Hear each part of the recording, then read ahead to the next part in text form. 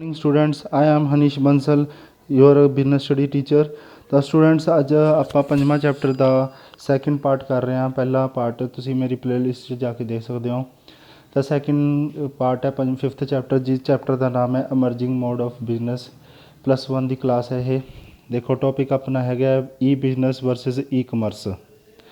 ਦੇਖੋ ਧਿਆਨ ਨਾਲ, e business is a wider term. ਦੇਖੋ students, e business is a wider term, it includes e commerce. ਕਹਿੰਦੇ ਇਹਦੇ ਵਿੱਚ ਈ ਕਮਰਸ ਇਨਕਲੂਡ ਹੁੰਦਾ ਹੈ, ਮਤਲਬ ਈ ਬਿਜ਼ਨਸ ਵੱਡਾ ਹੁੰਦਾ ਹੈ ਈ ਕਮਰਸ ਤੋਂ। As commerce is one of the branches or one of the activity of business. Similarly e commerce is one branch of e business. ਕਹਿੰਦੇ ਸਿੰਪਲ ਜੀ ਗੱਲ ਹੈ। ਦੇਖੋ ਜਿਹੜਾ ਈ ਬਿਜ਼ਨਸ ਹੁੰਦਾ, ਠੀਕ ਹੈ, ਉਹ ਵਾਈਡਰ ਟਰਮ ਹੈ। ਠੀਕ ਹੈ, ਜਿਹੜਾ ਈ ਕਮਰਸ ਹੈ ਉਹਦਾ ਪਾਰਟ ਹੈ, ਉਹਦੀ ਇੱਕ ਬ੍ਰਾਂਚ ਹੈ। ਠੀਕ ਹੈ, ਕਿਹਦੀ? ਈ ਬਿਜ਼ਨਸ ਦੀ।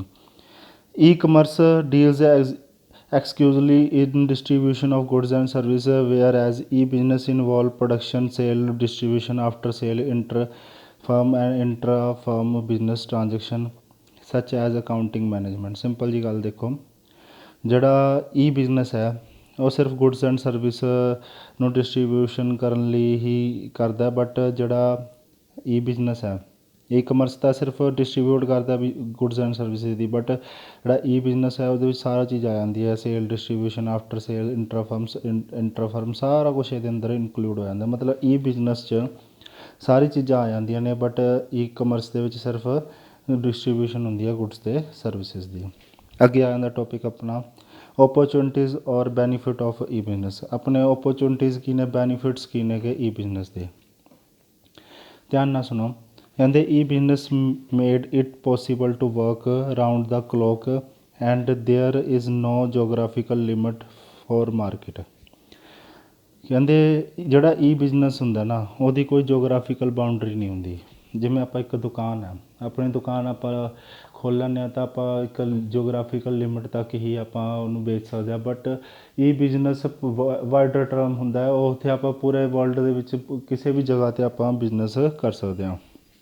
ਅਤੇ ਇਹਦੇ ਵਿੱਚ ਜਿਹੜਾ ਕਸਟਮਰ ਹੁੰਦਾ ਵਰਲਡ ਦੇ ਕਿਸੇ ਵੀ ਜਗ੍ਹਾ ਦੇ ਉੱਤੇ ਹੋ ਸਕਦਾ।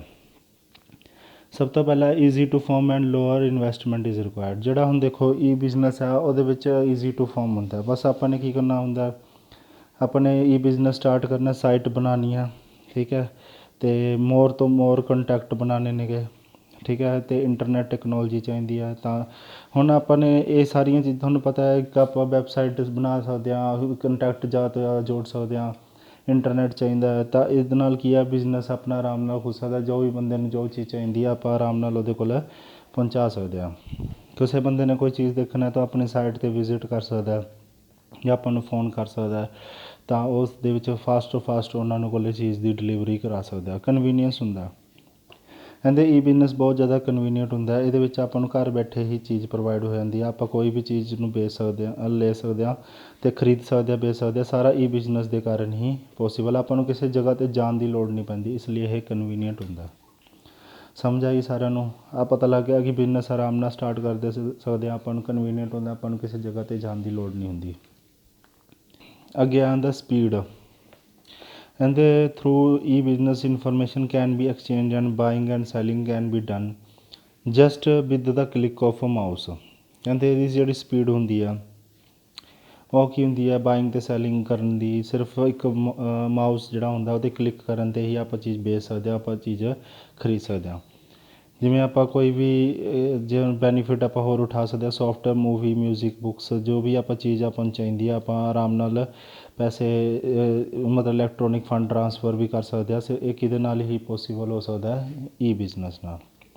ਗਲੋਬਲ ਰੀਚ, ਆਪਾਂ ਮਤਲਬ ਈ ਬਿਜ਼ਨਸ ਦੇ ਅਕੋਰਡਿੰਗ ਆਪਾਂ ਕਿਸੇ ਵੀ ਪਰਸਨ ਨੂੰ ਆਪਾਂ ਕੋਈ ਵੀ ਚੀਜ਼ ਵੇਚ ਸਕਦੇ ਹਾਂ, ਕਿਸੇ ਵੀ ਪਰਸਨ ਦਾ ਕੋਈ ਵੀ ਚੀਜ਼ ਖਰੀਦ ਸਕਦੇ ਹਾਂ, ਠੀਕ ਹੈ। ਗਲੋਬਲ ਰੀਚ, ਆਪਾਂ ਪੂਰੇ ਵਰਲਡ ਨਾਲ ਜੁੜ ਸਕਦੇ ਹਾਂ। ਇਹਦੇ ਕੋਲ ਇਹਦੇ ਵਿੱਚ ਕੋਈ ਜੋਗਰਾਫੀਕਲ ਬਾਊਂਡਰੀ ਨਹੀਂ ਹੁੰਦੀ, ਠੀਕ ਹੈ।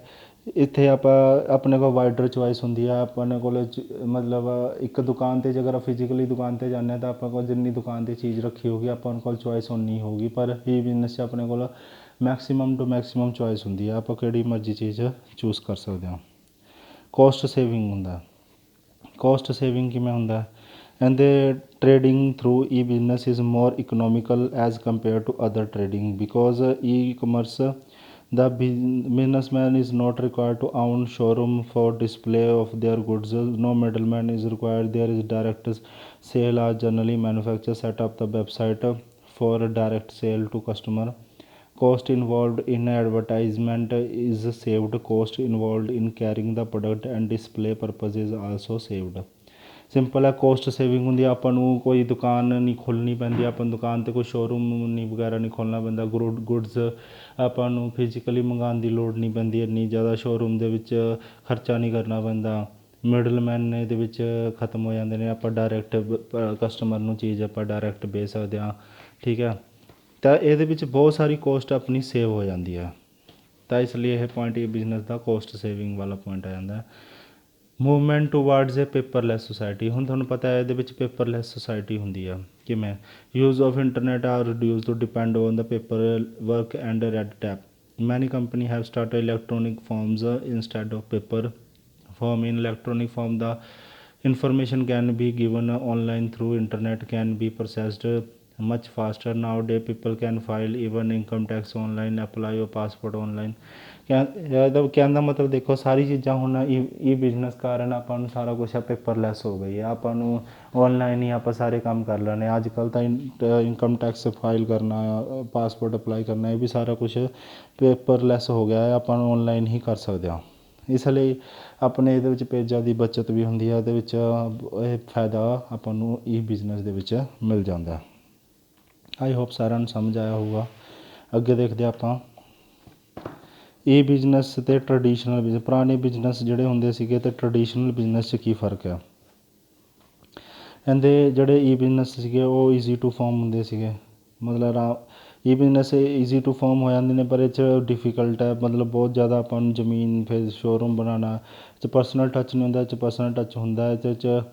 ਠੀਕ ਹੈ, ਜਿਹੜੀ ਕੋਸਟ ਹੁੰਦੀ ਹੈ ਲੋਅ ਹੁੰਦੀ ਹੈ, 'ਚ ਹਾਈ ਹੁੰਦੀ ਹੈ। ਇਹਦੇ ਵਿੱਚ ਜਿਹੜੀ ਆਪਰੇਟਿੰਗ ਕੋਸਟ ਹੁੰਦੀ ਹੈ 'ਚ ਲੋਅ ਹੁੰਦੀ ਹੈ, 'ਚ ਹਾਈ ਹੁੰਦੀ ਹੈ। ਇਹਦੇ ਵਿੱਚ ਫਿਜ਼ੀਕਲੀ ਐਗਜ਼ਾਮੀਨੇਸ਼ਨ ਗੁੱਡਸ ਦੀ ਪੋਸੀਬਲ ਨਹੀਂ ਹੁੰਦੀ, ਇਹਦੇ ਵਿੱਚ ਪੋਸੀਬਲ ਹੁੰਦੀ ਆ।